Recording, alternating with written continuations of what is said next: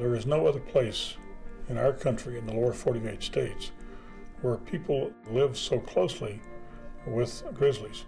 And we need to be very careful and very thoughtful in how we deal with that.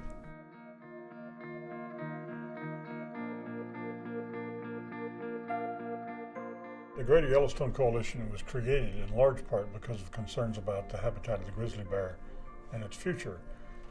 So from the beginning, we've always been focused on the welfare of the bears and trying to increase their numbers and trying to protect them.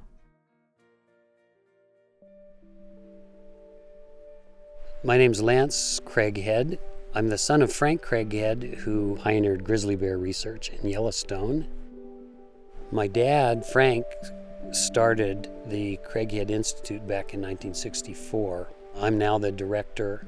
We provide much of the science behind conservation, mapping habitat, mapping linkage areas or corridors, figuring out what areas may be most important in the future. If you had to pick one animal to tell you whether an ecosystem was healthy, the grizzly bears would be the best choice. So trying to save grizzlies is basically trying to save biodiversity in this part of the world.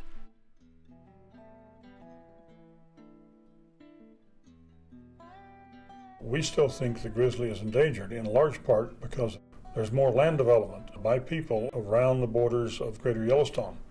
That's putting more pressure on the bears. The next big pressure we think that's happening is that a number of major food sources have begun to disappear.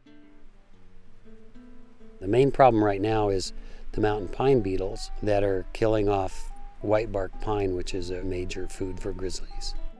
As whitebark pine is disappearing, a lot more bears are going to be coming down into areas where there are more people and getting in conflict more often.